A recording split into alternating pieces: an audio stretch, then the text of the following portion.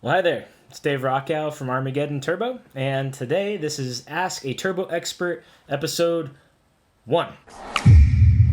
Let's get started. Now, these questions came from our social media accounts, either through direct message or in the comments. We encourage you to send them in direct messages. Sometimes we get a lot of comments and we lose a couple here and there.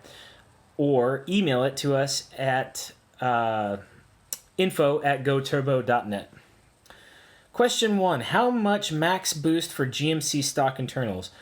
Wow, super loaded question and a little ambiguous. There's a lot of GMCs out there, but let's assume you're talking about the 2014 to 2018 truck and SUV turbo kits that we have. Max boost on the stock internals is actually max power on stock internals. So if you've got a 5.3 liter engine, we really don't want to see you much over 550 horsepower to have a reasonable expectation that everything's going to be okay as far as the engine is concerned without forged internals. On a 6.2 liter, after 600 horsepower to 620 horsepower, after that we're starting to be a little concerned about the factory internals not holding up to the horsepower. So not necessarily a question of boost, more of a question of horsepower. If you insist on getting a boost number, we typically recommend 5 to 7 psi on either the 5.3 or the 6.2. And on the 6.2 specifically, you want to stay below 10 psi to have a reasonable expectation that everything's going to be okay. Next question. What's a good turbo for a 350 block on a Chevy C1500?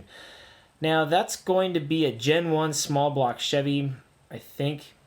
And that's also a super loaded question. So for any given engine, there's actually a bunch of turbos that would be appropriate for it, depending on what you want to do. So for example, if you've got your Gen 1 small block Chevy engine and you're adding the turbo, maybe you want to have a lot of torque and you don't really care so much about the horsepower. You just want it to get going with the torque very low in the RPM range. Well, that's going to be a different turbocharger than if you're going to be spinning the RPMs really high on that same engine. Maybe you've built it for high RPM operation. That's going to be a different turbo. There's 4 basic things we're always looking for on when we're sizing a turbocharger. The first thing is, what is the displacement of the engine? So either in cubic inches or liters, how big is this engine?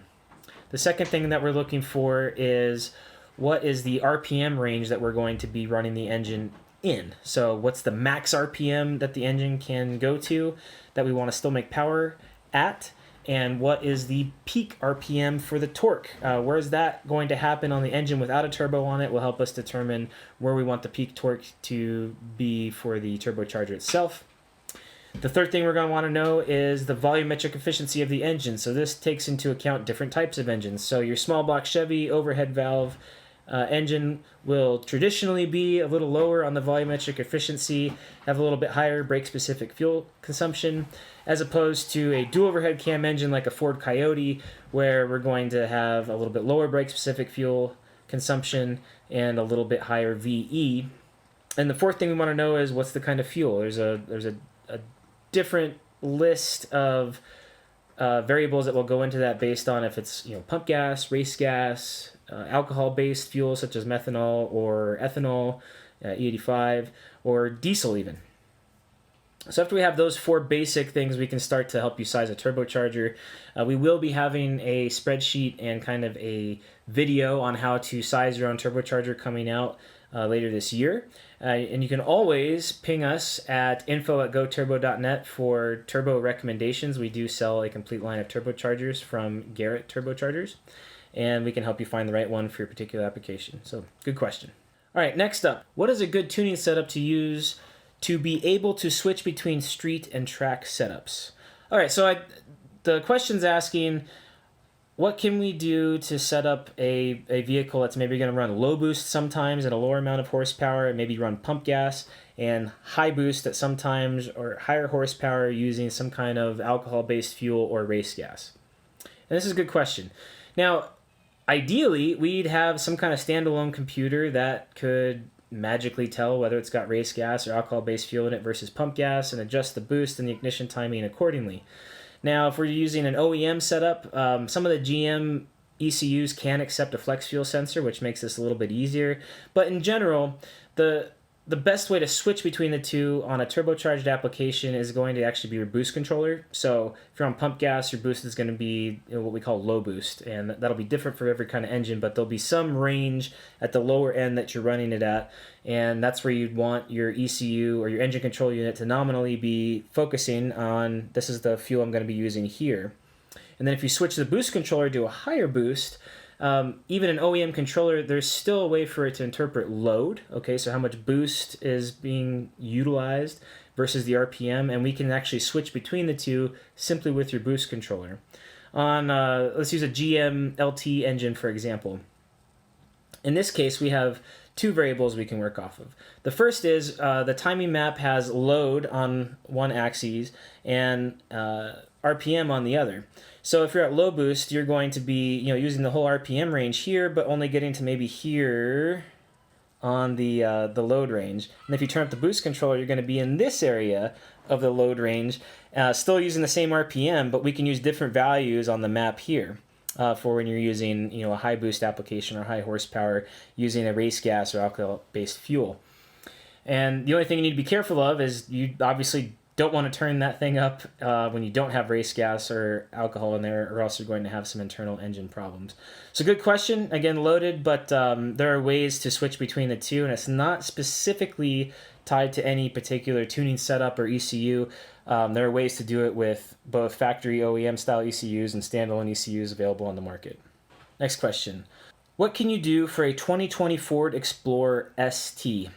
Well, as far as Armageddon-specific products, we don't have anything specifically for the Ford Explorer ST. We do have some awesome blow-off valves available from TurboSmart for those. Also, our friends over at Palm Beach Dyno have been doing some really awesome things with the Explorer STs. I encourage you to go check them out.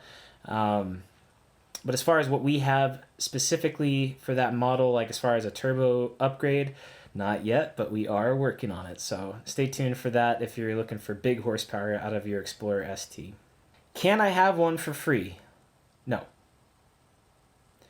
How do I know what turbo I need for my street car? What's important to know? Well, what are you going to use your street car for? Again, very loaded question. There's a right turbo for every application. So if your street car is mostly for driving to work and maybe not racing anybody down the freeway, you're going to want a nice quick response. And so we're going to want to size the turbine side of the turbocharger to be spinning the compressor at the right RPM so that at part throttle and lower gears are going to be in boost and utilizing the power. Now, if your street car is going to actually be what we call a strace car, so a street car that is raced, you may want some big top end power, in which case we're going to need a nice big turbo. So again, loaded question. Get in touch with us either at info@goturbo.net via email, or if you want to hit us up through a direct message on any of our social media, we can help you figure out which turbo is the best for your street car. Why does your turbo kit move the computer to the outside of the frame rail? When it rains a lot, the truck loses power due to connectors getting water in them. The sun comes out and the water dries up and there are no more problems. Okay, so the GM ECU does have a weather pack on it, and it should absolutely not be getting wet, and you should not be getting water into the connectors.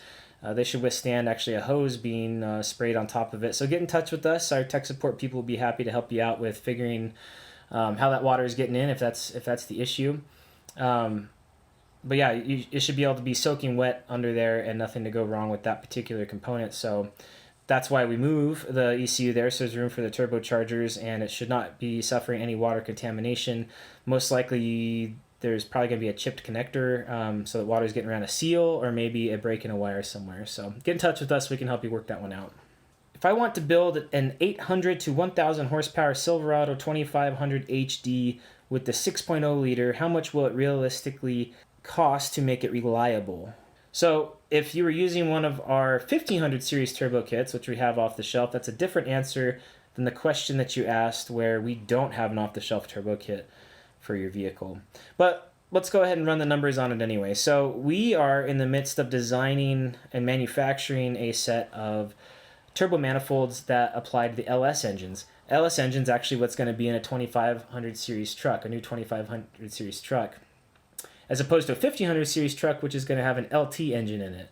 Now the differences between the two, your LS engines are going to be conventionally port injected, like all fuel injected cars have been up until in the last 6 or 7 years.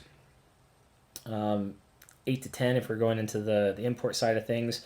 And the main difference between the two is on a direct injected setup, which is what new engines are typically using.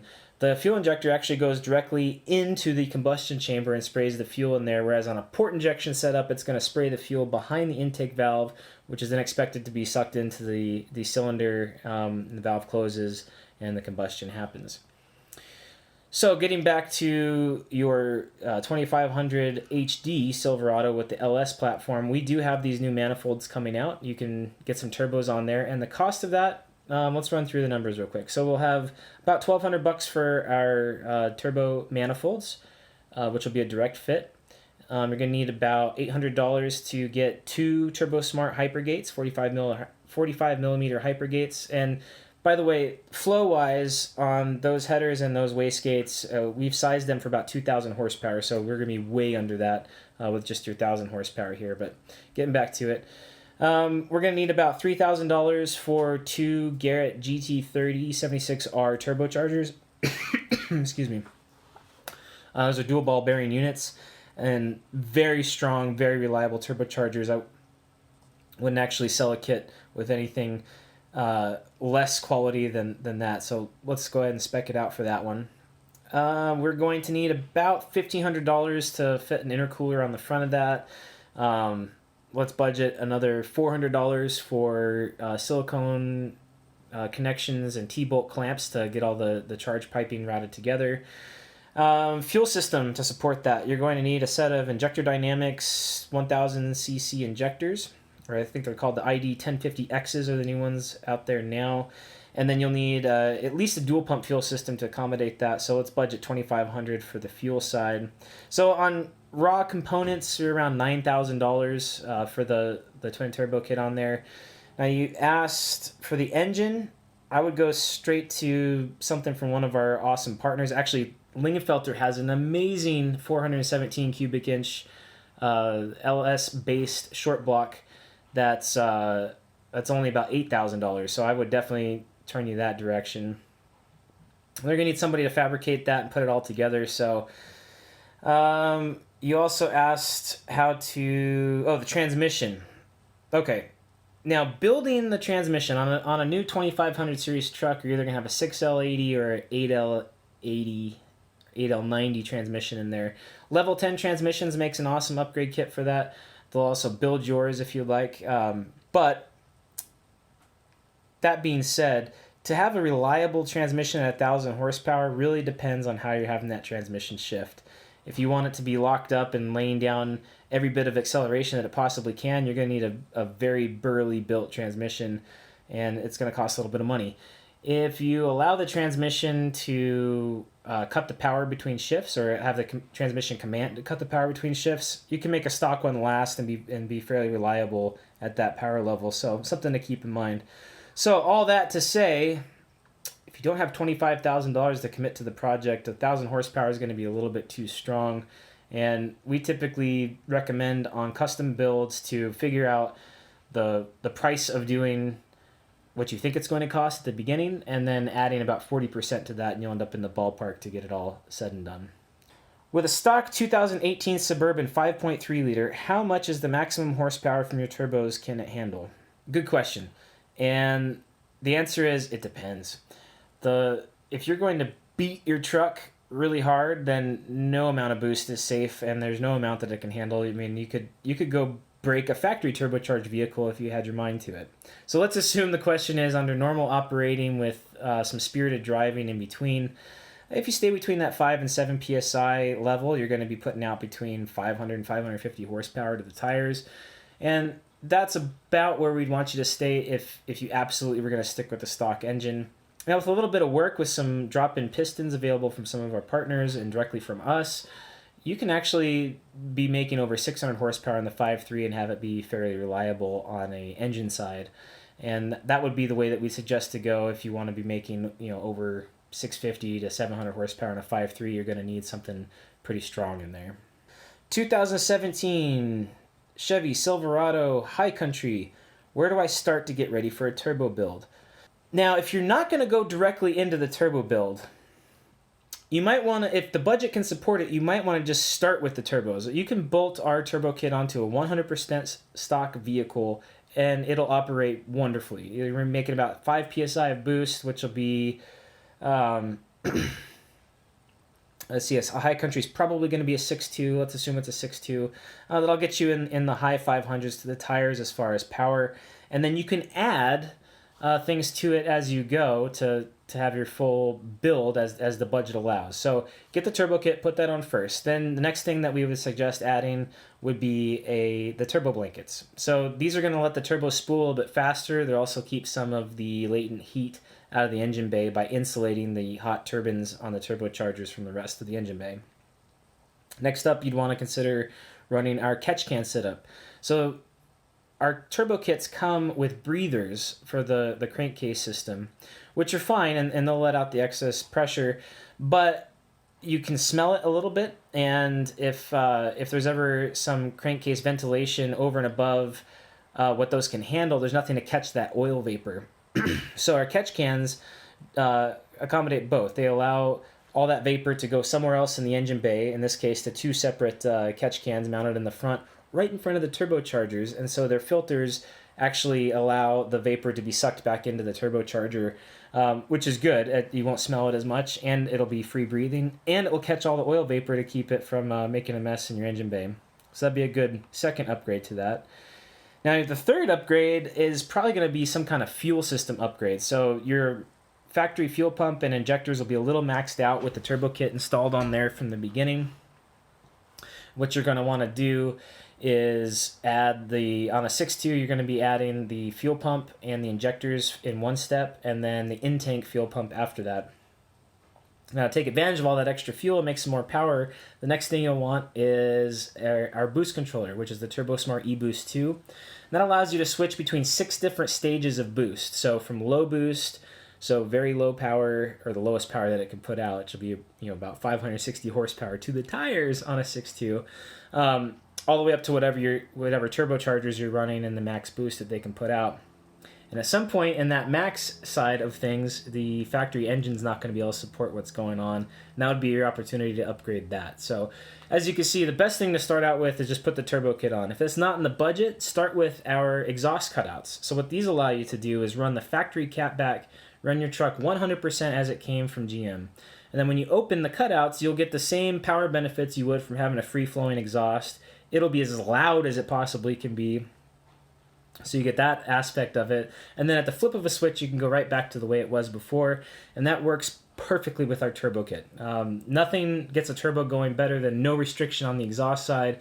This is how you make that happen. So if you're not ready for the turbo kit yet, start with the exhaust cutouts. Next question. I would ask, can I get sponsored by you guys? Absolutely. And I mean that. Absolutely. Here's how sponsorship works. Instead of paying you to represent our company or give us some kind of additional sales or exposure, we'll give you a product instead. And all we're looking for in exchange is something over and above what that would have cost us to either get on our own if you're getting us exposure, or some kind of return on the investment that we're putting into your build by giving you products and components. So we really start listening after it's kind of 1-to-1. So every $1 we spend or sponsor into you, we get $1 back is when we start to entertain it. If you really want to get sponsored and make it happen, then we need to find a way that we're getting the equivalent of $2 for every $1 that we invested into you. Those are usually slam dunk sponsorship opportunities, and we are very receptive to those. Maybe we should do a video someday on how to get sponsored in the car industry, because it's a question we do get a lot. Next question. I understand what a hybrid turbo is, but why would I need one? Now, I have seen a ton of press coming out lately about Garrett's new hybrid turbocharger. And this turbocharger utilizes a conventional turbine to spin the compressor on the turbocharger and boost the engine. But in between, they're using an electric motor to run that shaft before maybe the exhaust energy is there to get the compressor going. Now, why would you need one? Well, the benefits are kind of obvious. So instead of having to have a turbocharger that's very large and takes a while to get spinning, you can use electricity to get it spinning at any RPM. And then obviously when the exhaust energy is there, it takes off and things are good. Now that's the benefit of a hybrid turbo. The reason you might not need that is you only need to have the turbocharger operating in the performance envelope or the RPM range that it needs to be in. So by the time you get your foot all the way down on the throttle, if it's already in boost, the hybrid turbocharger is not going to assist with that, because after that you should just be shifting back into peak torque and you'll be making the most efficient power you possibly could. Now if you needed the low RPM to be providing boost for some reason and have some torque down there, that's where the hybrid turbo would come into play. It could always be ready to deliver that boost even at a lower RPM. The thing to keep in mind about this is engines don't make the same horsepower or torque across the entire RPM range. So at a low RPM, engines aren't very efficient. The airflow is not optimized for the runners and everything else to make that all work together. So if you don't have a reason to have low RPM boost, there's not really a reason to be running a hybrid turbocharger. Next question. Where is the best place to have twins installed on my 6.2 Silverado in Maryland? We have dealers all across the Northeast. The best way to help us help you is actually to email us at info@goturbo.net. Give us a call at 505-672-8112, or even send us a direct message on social media. We have some fantastic dealers and tuners in the Northeast, very close to Maryland and in Maryland. So get in touch with us. We'll help you find someone to get that done. All right, next question. Can you add nitrous to a turbo system? Absolutely. Nitrous will, kind of like the hybrid turbo, get things moving real quick and real fast. The downside of it is a properly engineered and operating turbo system doesn't need and probably shouldn't have nitrous to get to its peak power. And if everything is working the way it should, you shouldn't need the nitrous just to get the turbo going. So there are use cases for it. If everything is designed properly, you probably don't need the extra liability of having nitrous involved in the system as well.